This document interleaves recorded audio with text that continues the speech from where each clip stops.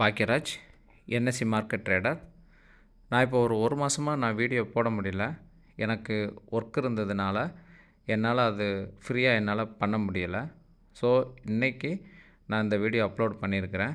இன்றைக்கி ஜூலை 23 பட்ஜெட் தாக்குதல். அதனால் நேற்றே நான் பிளான் பண்ணிட்டேன், எந்த இடத்துல என்ட்ரி பண்ணணும், எந்த இடத்துல எக்ஸிட் பண்ணணும் அப்படின்னு.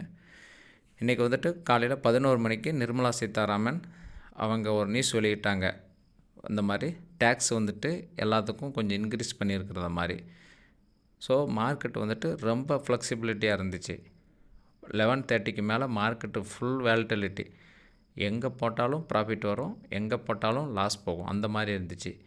அதனால் நான் வந்துட்டு நம்ம வழக்கமாக பண்ணுறது ரெசிஸ்டன்ஸ் சப்போர்ட் லைனு. இப்போ இந்த ரெசிஸ்டன்ஸ் லைன் மேலே போட்டிருக்கிறேன் பாருங்கள், இது வந்துட்டு ரெசிஸ்டன்ஸ்.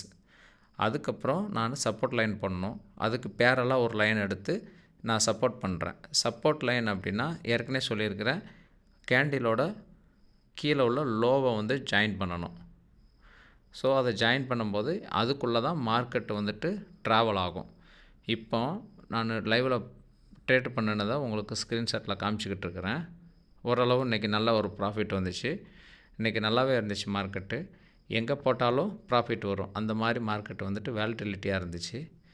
ஸோ அந்த டயத்தை நம்ம யூஸ் பண்ணி அதை நம்ம வந்துட்டு கரெக்டான டயத்தில் என்ட்ரி போட்டு கரெக்டான டயத்தில் எக்ஸிட் பண்ணணும். வெரி ஷார்ட் டைமில் பண்ணணும். இல்லை அப்படின்னா நம்மளுடைய கேபிட்டல் இழக்கப்படும். அதனால் இன்றைக்கி ரொம்ப மார்க்கெட் நல்லா இருந்துச்சு. 11:30லேருந்து ஒரு 1:30 வரைக்கும் மார்க்கெட்டு நல்ல ஒரு மூமெண்ட்டில் இருந்துச்சு. ஃபுல்லாக ஒரு 300 பாயிண்ட்ஸ் எல்லா இண்டெக்ஸிலும் டவுன் ஆகி 300 பாயிண்ட்ஸு அப் ஆச்சு. இது வந்துட்டு மார்க்கெட்டோட கேரக்டரிஸ்டிக்ஸு நம்ம படிச்சிருக்கணும். அதோட எந்த அளவில் இப்போ இந்த சார்ட் பாருங்கள், இது வந்து one day chart. One day சார்ட்டில் வந்துட்டு இன்னும் ஒரு பெரிய நியூஸ் வந்துச்சுன்னா ஒரு ஒரு மார்க்கெட்டுக்கு ஆப்போசிட்டான நியூஸ் வந்துச்சுன்னா இன்னும் மார்க்கெட்டு டவுன் ஆகிறதுக்கு வாய்ப்பு இருக்குது.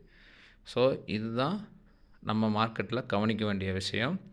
நமக்கு தேவை மார்க்கெட்டோட ரெசிஸ்டன்ஸ் சப்போர்ட்.